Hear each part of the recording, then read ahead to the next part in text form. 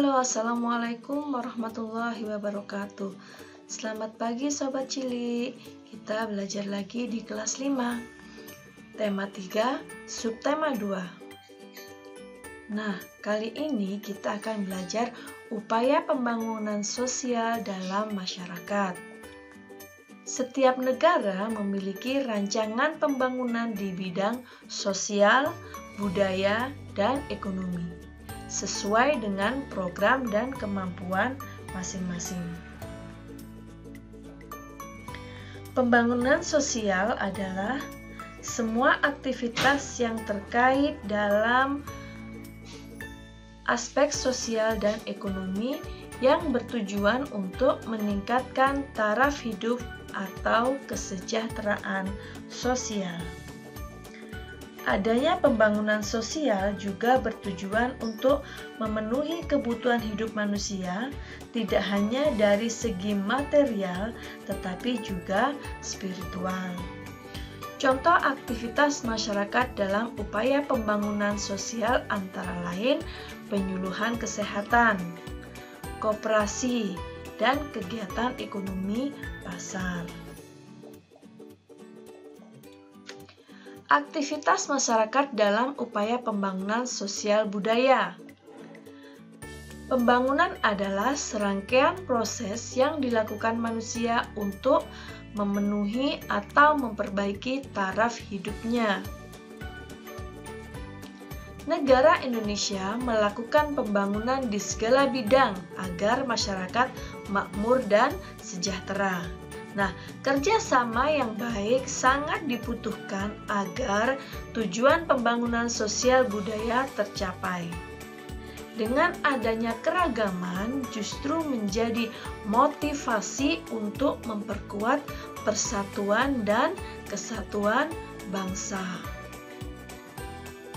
Keragaman adat istiadat. Adat istiadat adalah perilaku masyarakat yang menjadi ciri khas suatu daerah tertentu. Adat istiadat diterapkan secara turun-temurun sehingga menjadi sebuah kebiasaan dalam kehidupan masyarakat. Contohnya ini adalah gambar berbagai macam adat istiadat dari suatu daerah.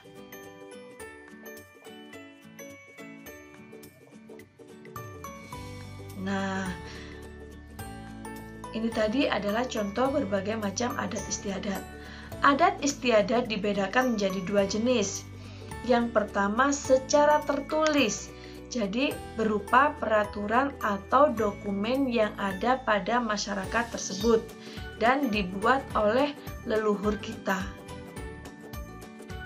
Selanjutnya tidak tertulis, mulai dari cerita rakyat, tarian daerah, dan upacara adat.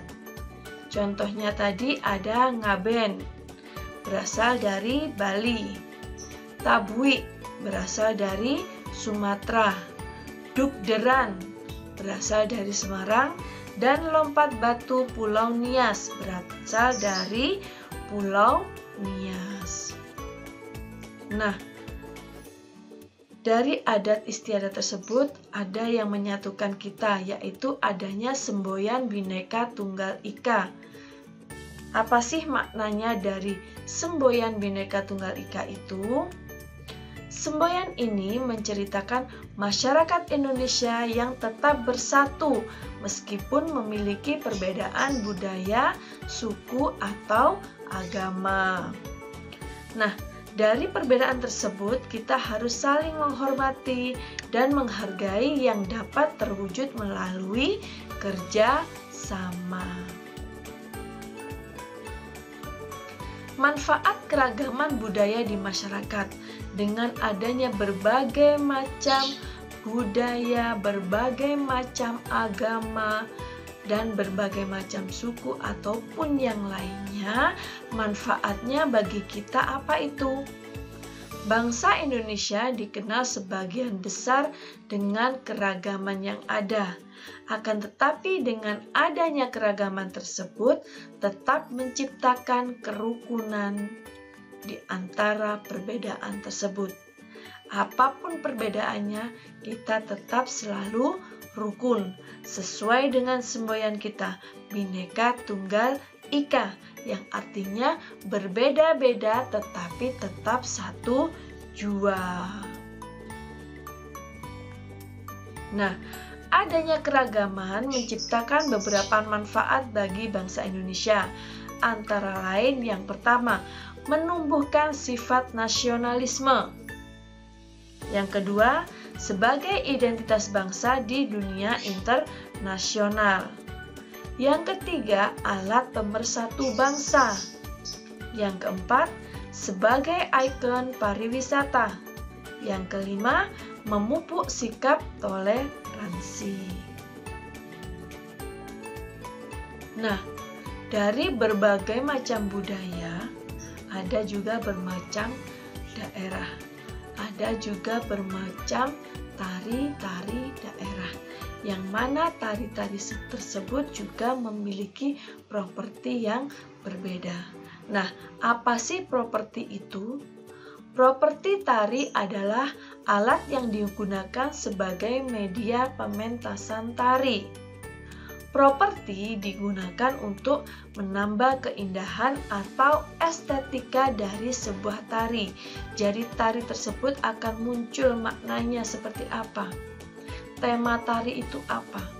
Nah, dengan properti tari, maka tari-tari tersebut akan menunjukkan keindahannya.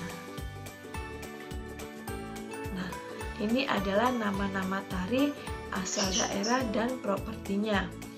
Tari reog berasal dari Ponorogo. Properti tarinya adalah topeng reog. Tari kuda lumping berasal dari Yogyakarta. Propertinya jaranan. Tari jaipong dari Karawang. Propertinya selendang. Tari baksa kembang dari Banjar. Propertinya rangkaian bunga.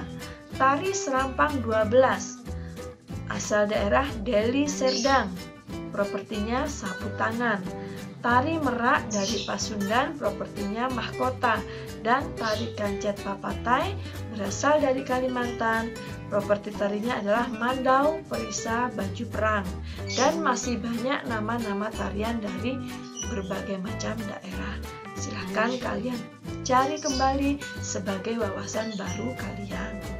Nah, ini adalah berbagai macam contoh gambar properti tari. Ada tas, kipas adalah digunakan untuk properti tari kipas.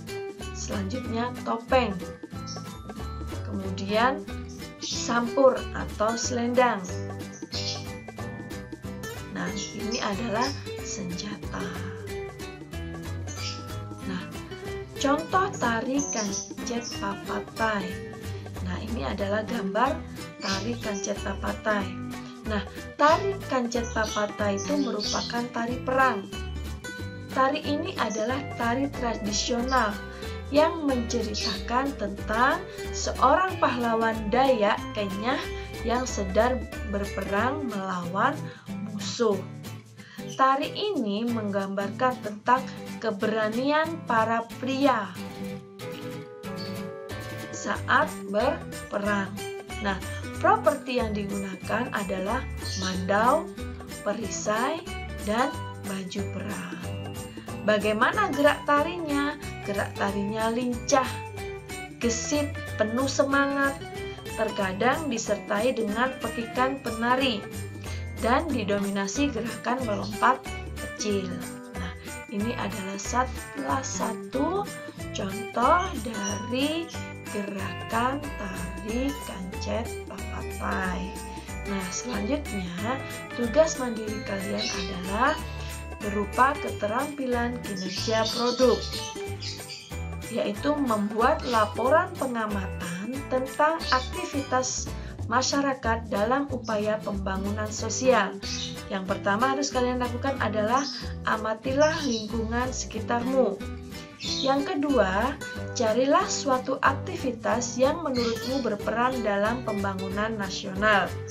Yang ketiga, buatlah laporan sesuai dengan hasil pengamatanmu yang meliputi pertama, pertama, kondisi lingkungan sekitar. Seperti apa kondisi lingkunganmu? Yang kedua, salah satu aktivitas yang berkontribusi dalam pembangunan sosial. Aktivitas apa yang berkontribusi atau yang mendukung pembangunan sosial yang ada di daerahmu? Yang ketiga, manfaat sosial dan ekonomi yang diperoleh dari aktivitas tersebut. Yang keempat, tuliskan laporanmu di lembar folio, kemudian kumpulkan untuk dinilai. Yang pertama, kalian mengumpulkan berupa foto dulu, kirim melalui WA grup kalian atau secara japri kepada guru kalian. Selanjutnya, nanti akan ada pengumuman kapan lembar folio itu dikumpulkan di sekolah kalian. Demikian pembelajaran kita kali ini, semoga bermanfaat. Saya akhiri. Wassalamualaikum warahmatullahi wabarakatuh.